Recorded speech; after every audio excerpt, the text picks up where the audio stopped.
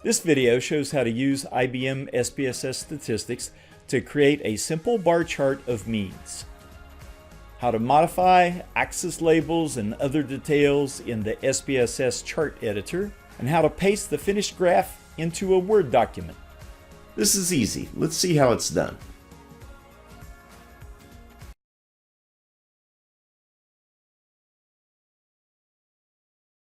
Imagine you need to create a bar chart to illustrate results from a 16-week experiment involving 21 college students. In the study, the dependent variable was exercise minutes, the minutes of aerobic exercise displayed by a given participant in a typical week. The independent variable was financial incentive, the amount of money that the student was paid as a reward for exercising. Of the 21 students, you randomly assigned 7 to the low incentive condition, another 7 to the medium incentive condition, and the last 7 to the high incentive condition. By the end of the analysis, you hope to create this, a simple bar chart. The y-axis will represent the dependent variable, exercise minutes, and the x-axis will represent the independent variable, financial incentive. You'll label the 3 bars low, medium, and high. The publication manual says that papers should just about always report confidence intervals, so you'll use error bars to represent 95% confidence intervals for the group means. So, by the end of the editing process, you want the finished bar chart to look like this. But to get there, you'll first have to use SPSS to create the initial rough version of the chart. And you'll begin this process by creating an SPSS dataset. Understanding the SPSS dataset. We create and edit datasets in the IBM SPSS Statistics Data Editor. To save time, let's assume we've already created the SPSS dataset that contains raw data from the study. In the lower left corner of the Data Editor window, there are 2 tabs, one labeled Data View and the other Variable View. Click the one labeled Variable View. This reveals the names we gave to each variable in the dataset, as well as the characteristics we assigned them. For example, one of the variables is named Fine Incent Group. This variable simply codes conditions of the independent variable, whether a given participant was in the low incentive condition, the medium incentive condition, or the high incentive condition. In the column headed Type, we indicated that this will be a numeric variable, one that consists of numbers rather than letters. In the column headed Measure, we indicated that this will be a nominal scale variable, one that simply indicates which category a given participant is in. In the same window, we can see that the other variable was named Exer Minutes. This variable contains scores on the dependent variable, the number of minutes of aerobic exercise that each participant displayed in a typical week. In the column headed Type, we see it'll also be a numeric variable.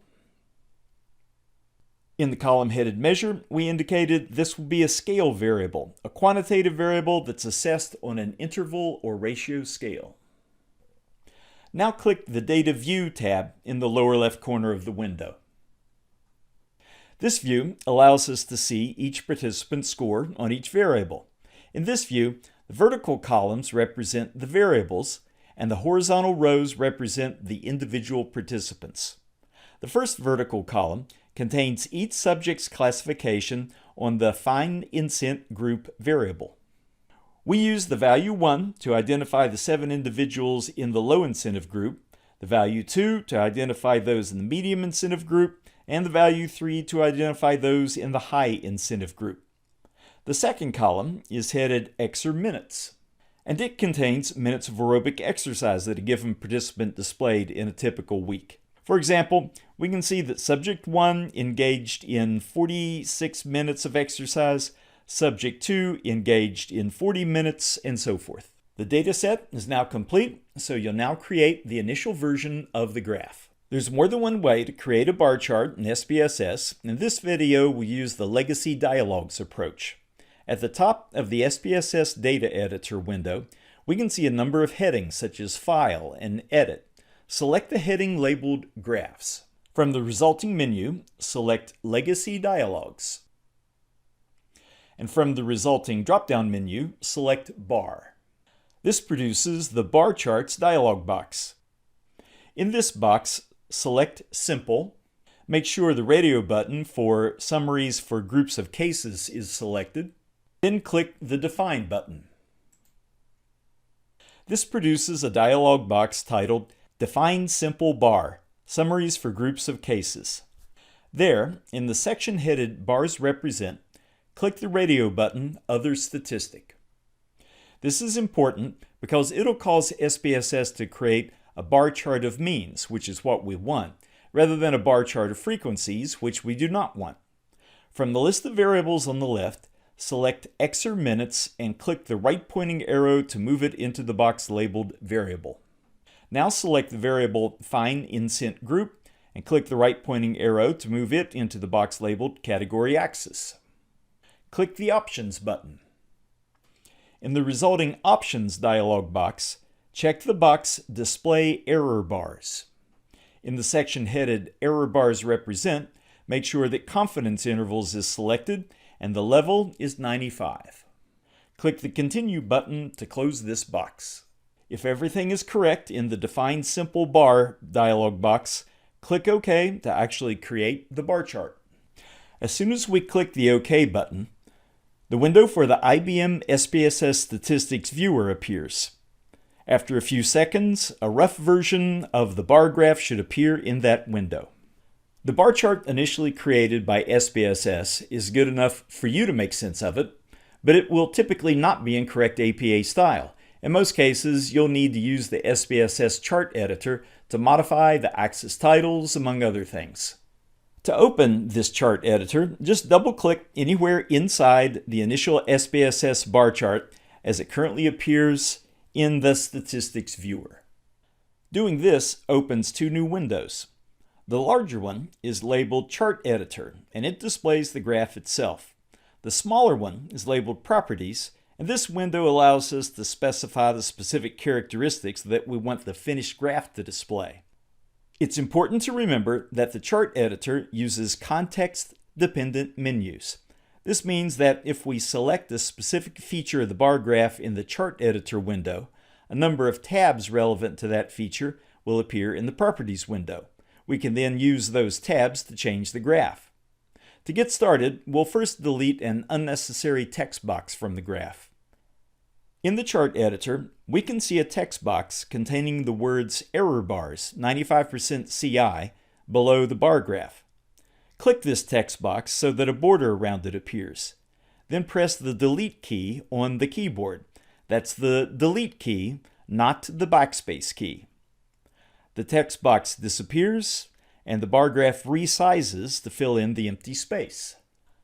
Now we'll change the aspect ratio of the graph, the ratio of its height to its width. APA style recommends that figures should be about 67% to 75% as tall as they are wide. To check the current aspect ratio, go to the Properties box and click the Chart Size tab. This shows that the height of the current graph is about 375 points and the width is about 468. Dividing the height by the width shows us that the ratio is about 80%, which is a little too tall. To change it, uncheck the box labeled Maintain Aspect Ratio. Change the value in height to be about 325 points. Leave the width as it currently is at about 468 points. Click the button labeled Apply. Check the box labeled Maintain Aspect Ratio. Verify that the box labeled Resized Elements is still checked, and click Apply again. The height of the chart is now about 325 points, and the width is still about 468. This means that the aspect ratio is now about 69%, which is acceptable. The graph will maintain this ratio regardless of the other changes we make to it. And yes, there are more changes that we still need to make. For example, we're going to change the X-axis title to Financial Incentive, and we're going to make it 14-point and bold font. We check this box once in order to select it, and then check it a second time so that it's highlighted with an insertion point at the end of the label. This means that whatever we type now will replace whatever is currently in that text box. Right now it says Fin Incent Group. I'm going to change it so it instead says Financial Incentive. At this time, I've now relabeled the x-axis so that it says Financial Incentive. If I select the text box, I can see in the Properties box, in the tab headed Text Style, the size of my font is currently 11. So in the box titled Preferred Size, select 14. Verify that the style says bold because I want it to be in bold font. Click Apply, and my x-axis title is now completely misspelled. My x-axis title now says Financial Incentive. It is 14 point and bold. I'm now going to change the y-axis title so that it says Mean Exercise Minutes. I'm also going to make it 14 point and bold. Click it once to select it. Click it a second time so that I can edit the characters that are inside the box. Hit Return, and it now has the text that I want it to have. Is it the correct font size? Click it once to select it. In the Properties box, I can see it's 11 points. I change that to 14, verify it's going to be bold, click Apply, and now it's 14. I'm now going to change the labels for the bars that are in my bar chart. I had initially coded the data so that 1s represented people in the low incentive condition, 2s represented those in the medium incentive condition, 3 represented those in the high incentive condition. It would be better form to replace these numbers with meaningful labels that readers will understand. I checked the first text box once and all 3 of the labels are selected. Check this text box a second time. Now only the first text box is selected. Repeat the process with the second bar and the third. Each label has the text that I want, but they're not the size that I want. Click any one of them once. All 3 of the labels are selected. Go to the Properties box, change the font size from 8 to 14. In this case, I'll leave it normal, not bold. Check Apply, and the labels are now 14 point regular font. On the y-axis, we have values that represent number of minutes of exercise the typical student got in a typical week.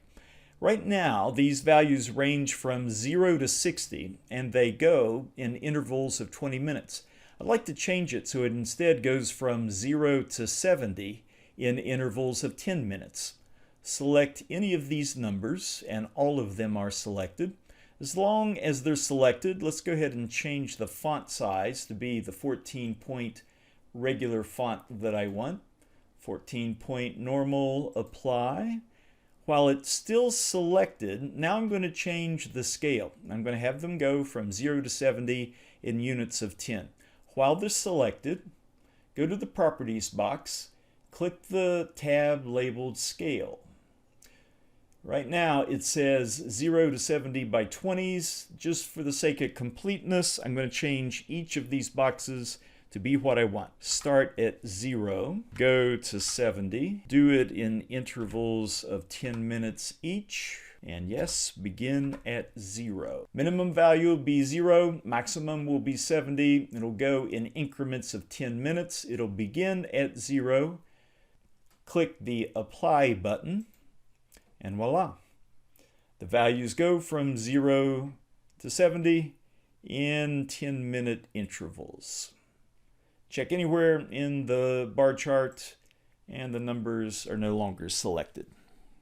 At this time, my bar chart has a border that goes around all 4 sides of the graph.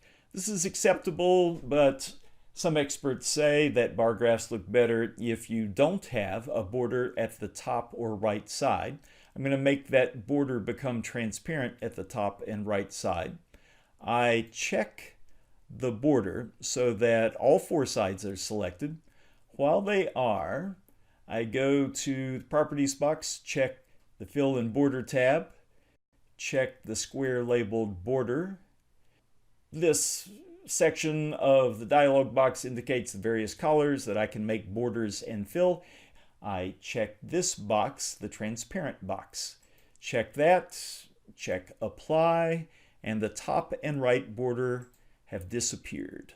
The background of my bar chart is currently gray. I want it to be transparent, which will show up as white on a sheet of paper. I select it, go to the box headed Fill, check that, go to the transparent box, click that, click Apply, and now the background has become transparent. My bars are currently colored a shade of tan. That's acceptable. Just for the sake of demonstration, I'm going to show how they can be changed to be light gray. Click any one of the bars, and all three of the bars are selected. While they're selected, go to the Properties box, make sure you have Fill in Border. Check the box headed Fill, select a shade of gray, click Apply, and all three of the bars are now gray. At this point, the borders around each of the bars are a little bit thin. Select one of the bars. All three of them are now selected. In the Properties box, make sure that Fill and Border tab is showing. Check Border. Go to Border Style section. Under the heading Weight, change the weight value from 1 point to 2 points. Click Apply, and the bars now have a weight of 2 points. I want each of the remaining lines in the bar graph to be relatively thin. I'm going to set them at 0.5 points. So let's start with these error bars. Click one of them and they're all selected. In the Properties box, make sure that Fill and Border tab is showing. In the Border Style section, the weight is currently 1 point. Change that to 0.5. Apply. My error bars are now more thin. I'm going to make sure that my y-axis is 0.5 points. I've selected it. I go to Lines. I see by default it's already been set at 0.5. Repeat this process with the x-axis line. Click once to select it. We can see its weight is 0.5, so it's okay. For whatever reason, SPSS likes to make their tick marks a little bit thicker than the axis lines. I select one of these tick marks on the x-axis. I go to Lines. I see it's been given a weight of 1.0. I want to change that to 0.5. Apply. These tick marks are more thin. I select one of the tick marks on the y-axis. They're all selected. Its weight is also currently 1.0. Change that to 0.5 and apply. And those tick marks are now thinner than they were a minute ago. My simple bar chart of means is now complete. One important step is you have to close this SPSS chart editor. You know you're in the chart editor because of the label, so go over to the Close Window box, the X, click that. Chart editor disappears. We're now back in the IBM SPSS Statistics Viewer, and our bar chart looks the way that it looked in the chart editor when we had finished editing it. Once you've created your graph in SPSS, it's easy to copy it and paste it into the Word document that contains your research report. To do this copying and pasting, however, remember that we must be back in the SPSS Statistics Viewer, not in the chart editor. That's why we just closed the chart editor window. In the SPSS Statistics Viewer, select the graph. At the top of the SPSS interface, select Edit and Copy Special. In the resulting Copy Special box, click OK. We'll now minimize SPSS, and we are now in our Word document. So we put our cursor in this location, click once so that the insertion point is there. At the top of the Word interface, click the Home tab if necessary to reveal the Home ribbon. In the Clipboard group, select Paste. The bar graph appears at the spot where the cursor had been located. We can resize the figure now to give it a width of maybe 5 to 6 inches. Select it once, click the Format tab to reveal the Format ribbon, click the dialog box launcher for the size group. Make sure that Lock Aspect Ratio is checked. While it's checked, we go to the Width section, change the width from 6.5 inches to 5.5 inches. Click OK. Our bar chart is now 5.5 inches wide. We want it to be centered, so while it's selected, click the Home tab to reveal the Home ribbon. Go to the paragraph group, select Center. The bar chart is centered. We're going to include a figure caption below the bar chart. So at this point, we'll add the figure number and caption below the bar chart. For the current figure, we'll give it the following. Our figure caption says Figure 7, mean exercise minutes as a function of financial incentive group, n is equal to 21. Error bars represent 95% confidence intervals. The figure caption should be in sentence case, which means that we capitalize the first letter of the first word and end it with a period. The figure caption should be 12-point Times New Roman double-spaced. The figure number should be in italics, and the rest should be in regular typeface. In most cases, the caption should provide sample size and indicate what the error bars represent. In the current graph, they represent 95% confidence intervals. Our figure is now in correct APA format in the Word document. You'll find much more about graphs and charts in my book, APA Style for Papers, Presentations, and Statistical Results. Chapter 8 focuses exclusively on APA style for figures. It has examples of the many different types of graphs that are often used in research, and reviews the publication manual's recommendations for which fonts you should use, how thick your lines should be, and other technical details. See the link below to learn more.